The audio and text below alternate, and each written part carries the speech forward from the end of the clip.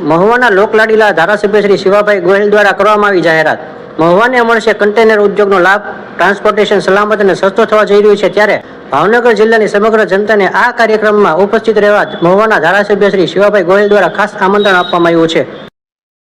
આગામી 20મી સપ્ટેમ્બરના રોજ ભાવનગર ખાતે ભારત દેશના માનનીય વડાપ્રધાન શ્રી નરેન્દ્રભાઈ મોદી પધારી રહ્યા હોય, ગુજરાત ભારતીય જનતા પાર્ટી દ્વારા ભાવનગરમાં સારામાં સારો કાર્યક્રમ જાય અને ભાવનગરને અડીને આવતા જિલ્લાઓ ખાસ કરીને અમરેલી, રાજકોટ, સુરેન્દ્રનગર અને ધોલેરા અને બાવળા સુધીની જનતા આ કાર્યક્રમમાં ઉપસ્થિત રહે એવી ભારતીય જનતા પાર્ટી ગુજરાત ભાવનગર ભારતીય જનતા પાર્ટી કામગીરી કરી રહી છે, તૈયારી કરી રહી છે। એમાં ખાસ કરીને ધોલેરા સર, ધોલેરા બંદર અને આવનારા સમયમાં વિપુલ દરિયાકાંઠેની જગ્યા ઉપર વિપુલ ઉદ્યોગોની તકો ઉપલબ્ધ થઈ રહી છે।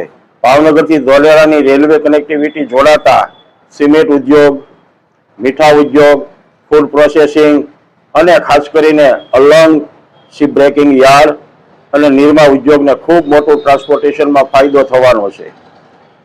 આગામી દિવસોની અંદર ભાવનગરમાં અગાઉ જાહેર થયા મુજબ માનનીય મનસુખભાઈ માંડવિયા પેટ્રોલિયમ મંત્રી હતા ત્યારે ભાવનગરને ગેસ ટર્મિનલની ફાળવણી થઈ છે। એ ગેસ ટર્મિનલનો સ્થાપના ભાવનગર જૂના બંદર ખાતે થઈ રહી ત્યારે જૂના બંદરનો વિકાસ, શિપ બ્રેકિંગ યાર્ડ અને શિપ બિલ્ડિંગ યાર્ડ પણ ભાવનગરમાં સારામાં સારું આગળ વધે। ખાસ કરીને ફૂડ પ્રોસેસિંગના ઉદ્યોગો, સોલ્ટ સાથે સંકળાયેલા ઉદ્યોગો, મીઠા ઉદ્યોગો અને મહુવા ભાવનગરના અન્ય એમએસસી, એમઈ વધતા મોટા ઉદ્યોગો સ્થાપવાની વિશાળ તકો છે।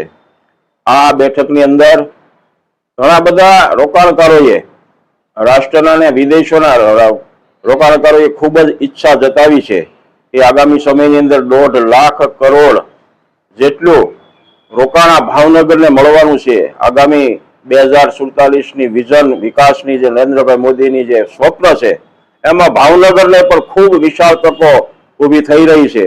એટલે આપ સૌ ભાવનગર, સુરેન્દ્રનગર, અમદાવાદ અને અમરેલી જિલ્લાના નાગરિકોને આ કાર્યક્રમમાં ઉપસ્થિત રહી અને ખાસ કરીને 75માં જન્મદિવસ નરેન્દ્રભાઈ મોદીનો હોય, આપણા વડાપ્રધાનનો, એ ઉજવણીના ભાગરૂપે પણ ભાવનગર ખાતે મહાનગરમાં એક ભવ્ય રોડ શોનું પણ આયોજન થઈ રહ્યું છે।